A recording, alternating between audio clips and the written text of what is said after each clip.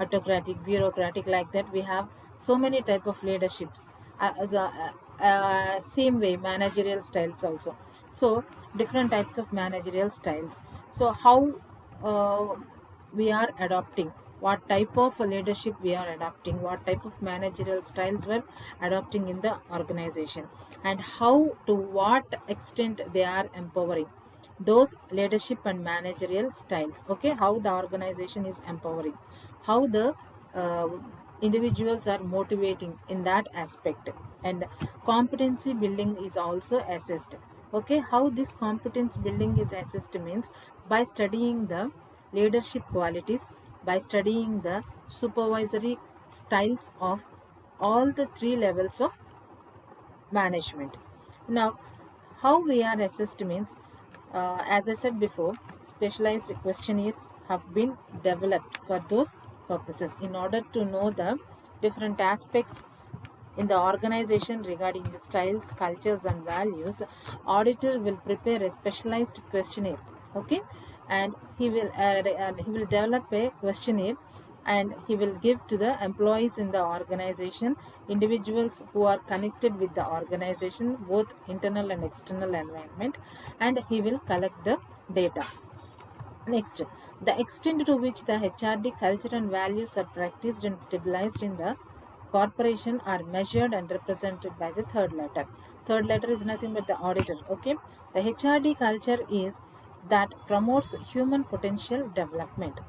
Uh, it is also a culture that promotes a learning organization. Here, culture and values means nothing but there will be an acronym in HRD culture, which is known as Octopus, OCTAPACE, Octopus. Octopus is nothing but openness, communication, trustworthiness. Okay, like this, Octopus will be continued.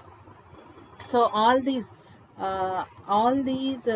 aspects are followed in the organization or not, that is seen by the auditor. So culture, for example, in Octopus, O means openness. For example, if auditor is conducting um, scorecard in any organization, so what is the culture of organization? He will take the openness aspect. Is there openness in the organization or not? He will analyze by observing. He will give questionnaires to the employees and ask regarding the openness culture in the organization. So openness is nothing but, are the employees free to express their views and opinions in the organization? If at all they can, if at all they express their opinions, the organization may be able to know the pains and gains of the employees. If at all the organization knows the pains and gains of the organization, it can encourage the employee regarding the pains. It may eliminate the pains of the employees. Okay, by encouraging the employee. Okay, so like that, it will help ultimately the employee of the organization, and at the same time the organization itself also. Why? Because um, if the organization understands the pains of the employee and eliminates those pains, means ultimately the employee will be satisfied and he will strive to work for the organization, and it ultimately gives the output to the organization. Okay, like that, there are different um cultures and values in the organizations. So each organization follows different cultural values. Okay, like that. So now the auditor sees all these cultural values are followed in the organization or not. Are the employees satisfied in the cultural values or not? Okay, like that. So in those aspects, the auditor will investigates into different aspects like employee motivation and commitment. Is organization is positive towards employee motivation? Is the organization motivating the employee? Motivation means motivation may be in monetary and non-monetary aspects. So monetary in the sense, organization may give money and motivate him for his work performance. Okay, if the employee is working very well, means it may motivate the employee by giving the money or non-monetary funds. Okay, so do in this aspect the auditor will see, do the organization is motivating the employee or not? Is it committed towards employee or not? Okay. Similarly, it will see the towards employee also. Is the employee is committed towards the organization or not? Like that, quality orientation. Are they giving importance? Is it cultural value for that organization to have a quality orientation? Similarly, technology adoption. Is the organization ready to adopt technology, new technology, okay, innovation? Similarly, customer satisfaction, openness, trustworthiness. These are some of the aspects that are included in the cultures and values. So all these aspects will be seen by the auditor. Now coming to, he look over the HRD culture and values aligned towards the above mentioned important business goals. He will see the process and culture drive employees and the corporation to achieve the business goals and address the business concerns, etc. Okay. Now, the assessment on these issues is made on the basis of observations, interviews of the auditor with the employees, and ratings are assigned. Okay. So from beginning, I am saying in each and every dimension, auditor will do the HRD scorecard. Means he will assess each and every aspect in the dimensions. So how he will assign means, he will see first of all the goals are aligned to the organization goals or not. He will see the employees participation. Okay. He will assess the employees participation. He will assess on all issues on the uh, through observation, through interviews, through questionnaire methods. Okay. So by all these he will assess the culture and values. Next, the last dimension is business linkage score. So if the function of HRD development program are able to align or achieve the organizational goal, it means it was able to link the individuals or HR practices or functions to the business, that is business linkage. Means aligning. So previously I've told you individual goals should be aligned with the organizational goals.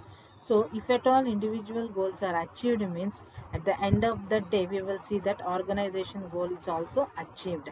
So in that way we have to link the or in that way we have to um, uh, give strategies to the organization. We have to prepare the policies and procedures in that way for the organization. Okay.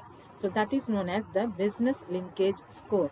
Therefore, HRD scorecard, ultimately we can say that at the end of the day, what does a HRD scorecard means, or what is the concept of HRD scorecard means? It aims at evaluating and improving HRD systems, competencies, cultural values in any organization. Okay. So it is applicable to all types of organizations. Here all type of organizations means whether it may be small organization or big organization, whether it is lower level management or higher level management. Okay. Whether it is a startup or whether it is a renowned company. Okay. Anyway, any type of organization, HR scorecard can be applicable. We can do at any stage of the organization, whether it is an initial the organization is in an initiation stage, or whether the organization is in a growth stage. Any stage, at any stage also we can do the HRD scorecard. Okay. Now it focuses on mainly people and practices. Okay. This focuses, why? Because in order to bring more professionalism, HR scorecard is emphasizing more on people, more on practices in the organization, and at the same time, in order to align HRD alignment with the HRD business goals. Okay, organizational goals. It is useful to improve HRD competencies also. Okay, competencies like strategies, structure, systems, people, competencies. Okay, all this comes under organization competencies. Okay. So finally, organization can be assessed on any stage or level on a 10-point maturity scale on any given dimension. I have said before this one, assessing means at any stage, whether it is a small or big organization, whether it is a middle level, lower level, or top level. Okay. whether it is on any stage of the business cycle. A 10-point maturity scale can be made with the help of HRD scorecard. Okay, we can know the performance levels at any stage. And finally, it provides insights into strengthening HRD and making it more business driven.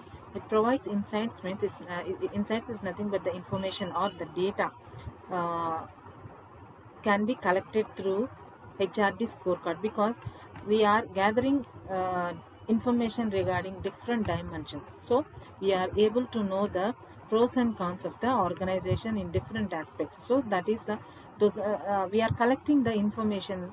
Those are known as insights. So when we are collecting those insights, we may strengthen our HRD department, ultimately increasing the growth of the organization. Okay, why? Because by knowing the insights, we may adopt new strategies for the strengthening of our organization. Okay, thank you.